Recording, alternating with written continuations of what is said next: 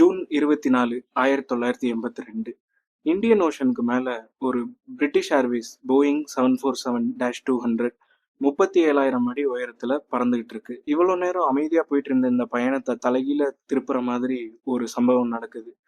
இதுல இருந்து பைலட்ஸ் எப்படி அவங்களையும் பேசஞ்சர்ஸையும் காப்பாத்திக்கிட்டாங்க அப்படின்றத இந்த வீடியோல பார்க்க போறோம். Welcome to Magnova Tamil. And இன்னைக்கு நம்ம பிரிட்டிஷ் ஏர்வேஸ் ஃபிளைட் 9ஓட ஒரு இன்கிரெடிபிளான ஸ்டோரியை பத்தி பார்க்க போறோம்.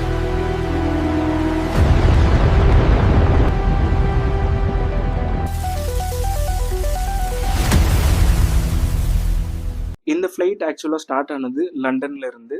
So first London to Mumbai, மும்பையில இருந்து அடுத்து கோலாலம்பூர், கோலாலம்பூர்ல இருந்து ஆஸ்திரேலியாவில் இருக்க பெர்த், தென் மெல்போர்ன், அதுக்கப்புறமா ஆக்லாண்ட்ல போய் முடிய வேண்டியது இந்த ஃப்ளைட். இந்த பிளேன் வந்து பிரிட்டிஷ் ஏர்வேஸோட போயிங் 747-200 அந்த காலத்தில் ஒரு மிகப்பெரிய பிளேன்.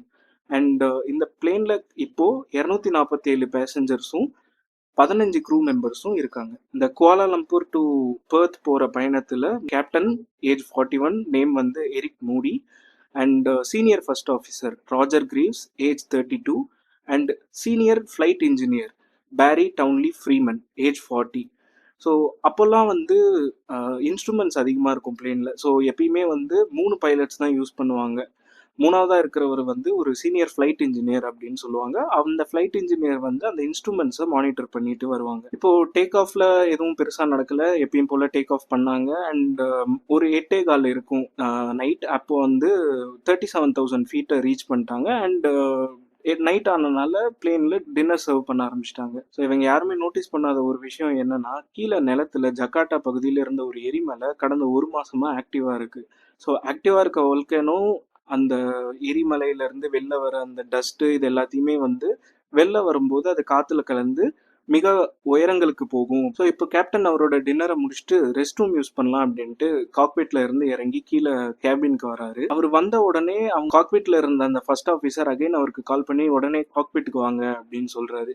இவர் திரும்பி போகும்போது ஸ்டேர்ஸ்ல இருந்த ஏர் வெண்ட் இருக்கும்ல, ஸோ அந்த ஏர் வெண்ட்ல வந்து என்ன நோட்டீஸ் பண்றாரு அப்படின்னா, ஏதோ ஒரு ஒயிட் கலர் ஸ்மோக் இருக்கு அப்படின்றத வந்து அவர் நோட்டீஸ் பண்ணிட்டு அப்படியே காக்பிட்டுக்கு என்னாச்சுன்னு தெரியலையேன்னு காக்பிட் போறாரு. காக்பிட் போன கேப்டனுக்கு சரியான அதிர்ச்சி.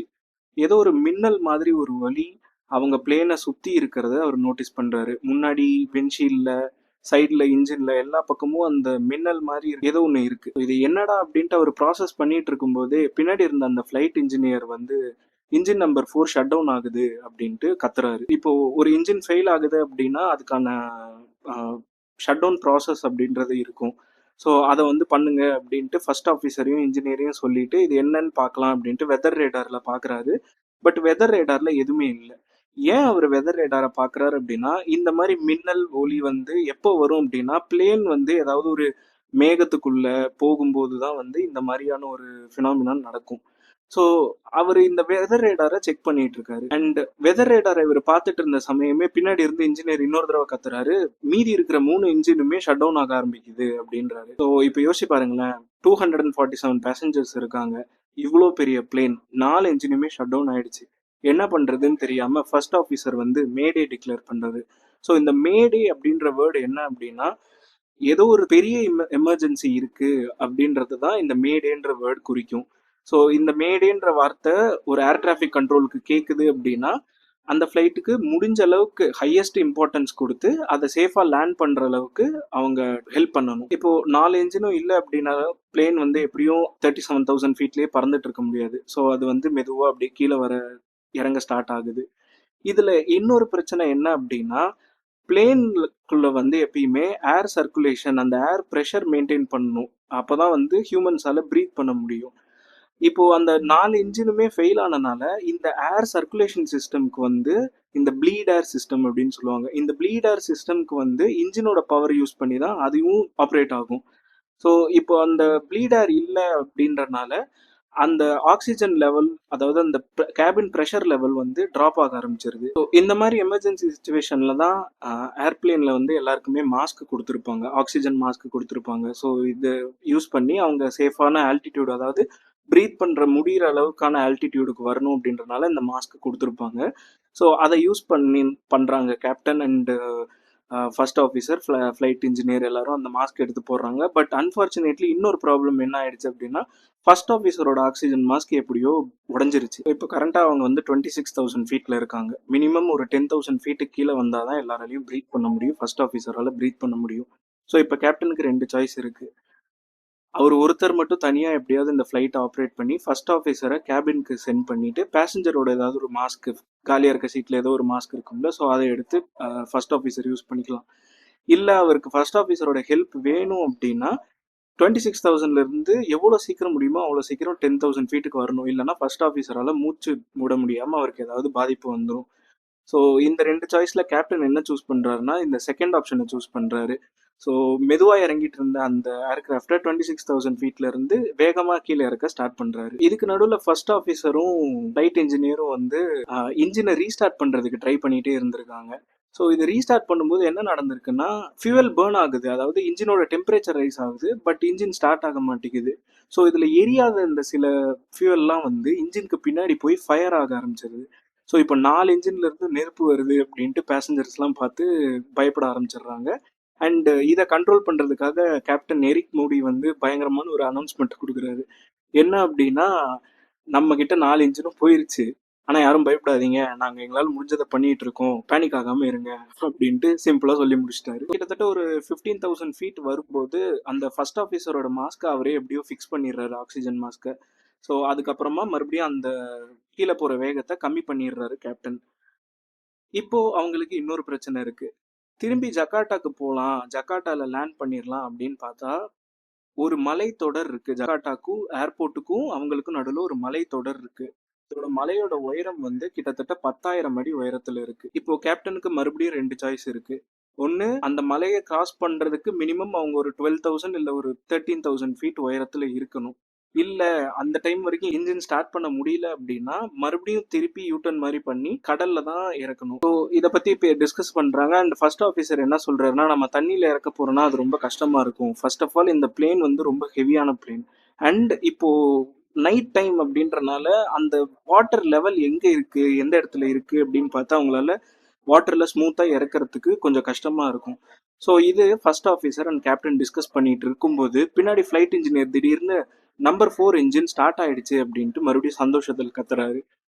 என்ன அப்படின்ட்டு யோசிக்கிறதுக்குள்ளேயே engine number 3, engine number 2, engine number 1 மொத்தம் 4 இன்ஜின் எல்லாமே ரீஸ்டார்ட் ஆயிடுச்சு அப்படின்ட்டு சொல்றாரு. தப்பிச்சோண்டா சாமி அப்படின்ட்டு கேப்டன் உடனே 4 இன்ஜினும் ஸ்டார்ட் ஆயிடுச்சு இல்ல, இந்த மலையை எப்படியாவது கிராஸ் பண்ணிடலாம் அப்படின்ட்டு மறுபடியும் கிளைம்ப் ஆக ஸ்டார்ட் பண்றாங்க. ஸோ இப்போ 12,000 அடி கிட்ட போயிட்டாங்க ஆல்மோஸ்ட்.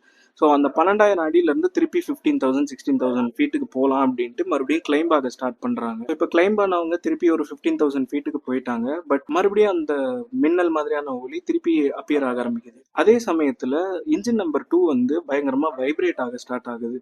ஸோ இப்போ கேப்டனுக்கு வந்து இன்னுமே இது யாருக்கும் என்ன அப்படின்றது தெரியல. ஏன்னா இப்போ 1982ல யாருக்குமே இந்த வோல்கானிக் ஆஷ் அப்படின்றது எரிபொருள், அந்த எரிமலையோட அந்த துகள்கள் வந்து விமானத்தை என்ன பண்ணும் அப்படின்றது யாருக்குமே தெரியாது. ஸோ இப்போ வரைக்கும் அவங்களுக்கு இதுதான் ப்ராப்ளம் அப்படின்னு தெரியல. பட் கேப்டன் என்ன நினைக்கிறாருன்னா, இந்த லைட் எப்பெல்லாம் வருதோ அப்பெல்லாம் நமக்கு ஒரு ப்ராப்ளம் வருது, ஸோ இந்த இந்த ஹைட்ல நம்ம இருக்க வேண்டாம் அப்படின்ட்டு திரும்ப 15,000ல இருந்து அந்த மவுண்டனை கிளியர் பண்றதுக்கு எவ்வளவு ஹைட் வேணும், ஒரு 12,000 ஃபீட்டுக்கு நம்ம திருப்பி போயிடலாம் அப்படின்னு மறுபடியும் கீழே வர ஆரம்பிக்கிறாங்க. ஸோ ஃபைனலி ஜகார்ட்டா ஏர்போர்ட்ல வெதர்லாம் எப்படி இருக்கு, ரன்வே ப்ரொசீஜர்ஸ் என்ன எல்லாம் பார்த்துட்டு லேண்ட் பண்றதுக்கு ஏர்போர்ட் கிட்ட வராங்க. ஸோ ஏர்போர்ட் கிட்ட வரும்போது தான் அவங்களுக்கு என்ன தெரியுது அப்படின்னா, அவங்களோட விண்ஸ்கிரீன் எல்லாமே வந்து ஏதோ உப்பு காகிதம் போட்டு தேய்ச்ச மாதிரி ஒரு மாதிரி தெரியாத அளவுக்கு ஆயிடுச்சு. கேப்டனோட விண்ஸ்கிரீன் அண்ட் ஃபர்ஸ்ட் ஆஃபீஸரோட விண்ஸ்கிரீன். ஸோ இப்போ எப்படி லேண்ட் பண்றது அப்படின்ட்டு அவங்க டிஸ்கஸ் பண்றாங்க. ஸோ இங்க பயங்கரமான ஒரு டீம் ஒர்க் அவங்க பண்றாங்க. என்னன்னா, ஃபர்ஸ்ட் ஆஃபீஸர் வந்து அந்த ஏர்போர்ட்டுக்கும் அவங்களுக்கும் எவ்வளோ டிஸ்டன்ஸில் இருக்கும் அப்படின்றத கால் அவுட்ஸாக கொடுத்துட்டு இருக்காரு. ஸோ இந்த டிஸ்டன்ஸில் நம்ம இந்த ஹைட்டில் தான் இருக்கணும் அப்படின்ட்டு கேப்டன் கால்குலேட் பண்ணி அந்த ஹைட்டில் அவர் பறந்து வந்து கரெக்டாக லேண்ட் பண்ணுறாரு. அண்ட் சக்ஸஸ்ஃபுல்லாக லேண்டிங்லாம் பண்ணி முடிச்சதுக்கப்புறமா அந்த டாக்ஸிவேல திரும்புகிறாங்க. டாக்ஸிவேல திரும்பினோடனே தான் அந்த ஏர்போர்ட்டில் நிறைய லைட்ஸ் இருக்கும்ல, ஸோ அந்த லைட்ஸ் பக்கம் திரும்பின உடனே அந்த கிளாஸில் வந்து எதுவுமே தெரியல, மொத்தமாக ஃபுல்லாக லைட் அடித்த மாதிரி இருக்குது. ஸோ இதுக்கு மேலே நவரவே முடியாது அப்படின்ட்டு கேப்டன் அங்கே டாக்ஸிவேலையே நிறுத்திட்டு இன்ஜின் எல்லாத்தையும் ஆஃப் பண்ணிட்டு அந்த புஷ் கார்ட் வரும்ல, அந்த பிளேன் எல்லாம் தள்ளும்ல, அந்த கார்ட்டை கூப்பிட்டு கேட்டுக்கு இழுத்துட்டு போக சொல்றாரு. சக்சஸ்ஃபுல்லா லேண்ட் பண்ணிட்டாங்க, யாருக்கும் எந்த காயமும் ஏற்படல. ஸோ இப்போ பிளேனுக்கு என்னதான் ஆச்சு, எதனால இந்த விபரீதம் நடந்தது? ஃபர்ஸ்ட் பைலட்ஸ்க்கே தெரியாம அவங்க என்ன பண்ணிட்டாங்க அப்படின்னா, வல்கனிக் ஆஷ் இருக்கிற இடத்துல வந்து ஃப்ளைட்டை எடுத்துட்டு போயிட்டாங்க. ஸோ அந்த உயரத்துல இந்த ஆஷ் வந்து ஒரு எலக்ட்ரிக்கலி சார்ஜ்டு பார்ட்டிக்கல். ஸோ இந்த பார்ட்டிக்கல் வந்து பிளேன் மேல படும்போது இந்த மின்னல் மாதிரியான அந்த ஒளி வர்றது வந்து நடக்குது. அண்ட் இந்த பார்ட்டிக்கல் வந்து சிலிகேட்ஸ் அப்படின்ற ஒரு மினரலான ஆனது. ஸோ இந்த சிலிகேட்ஸ் வந்து ஒரு ஃப்ளைட்டோட இன்ஜின் ஆப்ரேட் ஆகும்போது அது நிறைய காற்று இழுத்து வெளியே தள்ளும். ஸோ இந்த சிலிகேட்ஸை வந்து அது ஃபுல்லாக அப்சர்வ் பண்ணும்போது அந்த மினரல் வந்து ஒரு என்ஜினோட பிளேடு மேலலாம் வந்து பயங்கரமா ஒரு அப்ரேஷனை, அதாவது உராய்வை ஏற்படுத்தி அதோட ஜாமெட்ரியை மாத்திருது.